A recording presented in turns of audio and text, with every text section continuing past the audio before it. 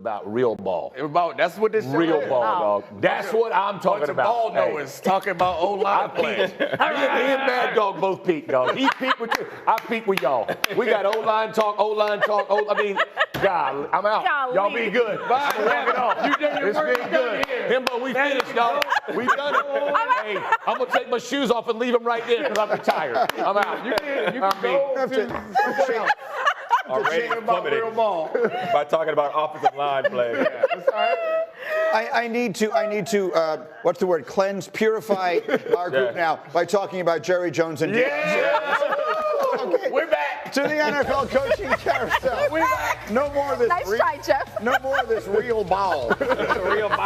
Mike McCarthy is going to interview with the Bears as early as today. Where does that leave the Cowboys? I'm glad you asked. They have a coaching search that includes Colorado's Deion Sanders. Monday, Sanders told Shefty that he loves Boulder, but he called the idea of coaching the Cowboys intriguing, and that led his friend, Stephen A. Smith, to say this. I don't believe Deion's sentiments about Colorado one bit. I've never believed that Deion belongs in Boulder, Colorado. I know he appreciates what they've done for him, just like he appreciated HBCU and Jackson State hiring him. But in the end, this is the damn NFL. I don't believe that 1 second. I believe if Jerry Jones offers Deion Sanders this job, Deion Sanders gonna take it. It's the glasses adjustment for me.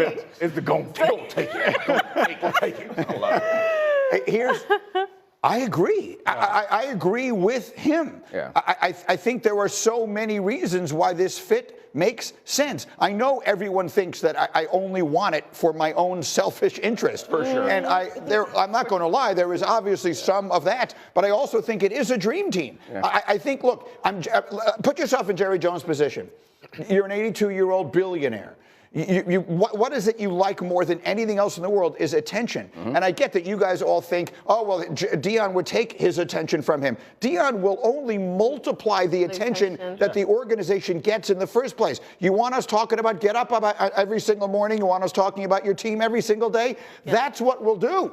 Deion Sanders makes all the sense in the world. This is the dream team.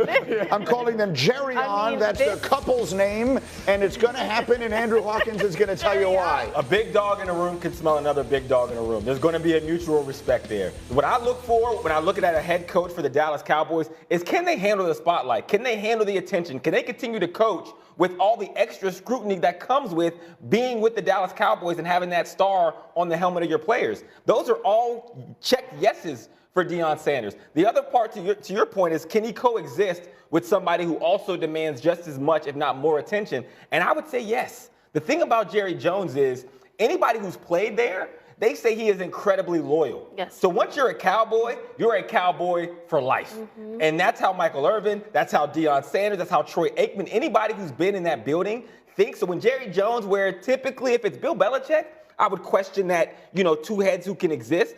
But he almost helped create what Deion Sanders is today. I remember being a kid and seeing those commercials when it was like, do you want to play basketball or football, Deion? Or football or baseball, Deion? Both. And then Jerry Jones comes in the commercial and he says, what is it going to be? 15, 20 million? Deion says both. They thrive in that spotlight together. So I agree with everything Hawk said. It makes too much sense, which means it's not going to happen. Come on. Like that, because I've watched Jerry Jones all season, and everything we're saying, we are describing why it could work if Jerry Jones would just make room for it.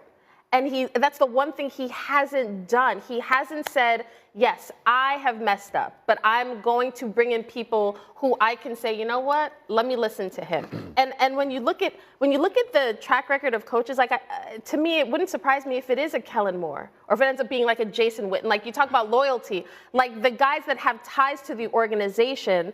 And unfortunately, the Deion of it all will sort of overshadow whoever the hire is if it's not him. It's done.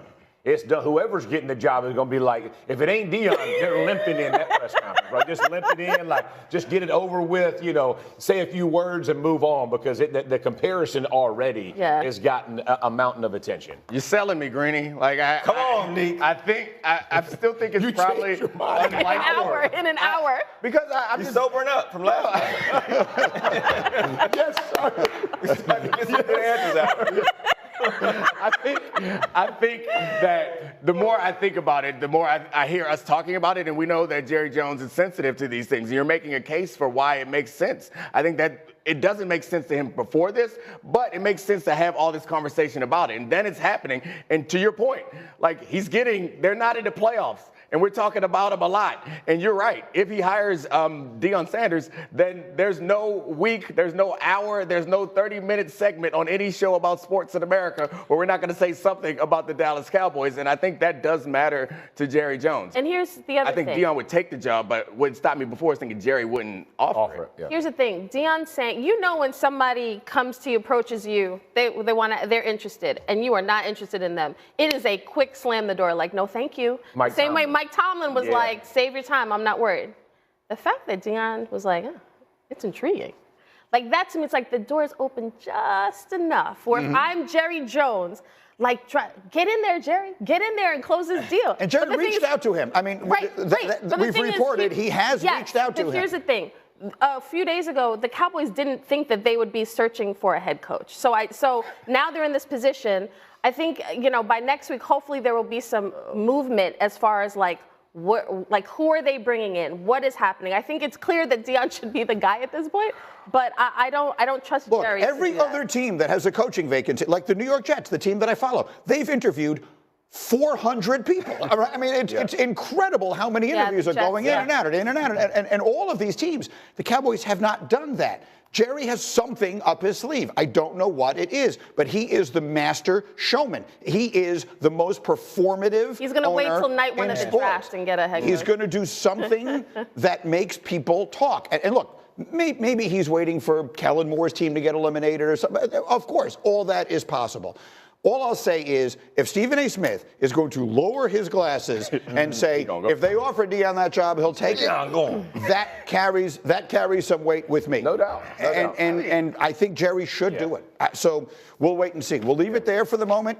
That thing there are a few more chapters to be written in that book, and we'll see if A.J. Brown reads it. In the meantime, as we continue, Mike Tomlin, wait till you hear all the things he had to say about the trade talk surrounding him. Do the Steelers need a change at the top? Are they stuck where they are? We'll answer those questions, plus the magic of Mahomes. The numbers don't lie. We're going to show you a statistic that is going to boggle your mind about Patrick Mahomes and what it means for Saturday. Xin chào tất cả các bạn đã đến với kênh YouTube của mình.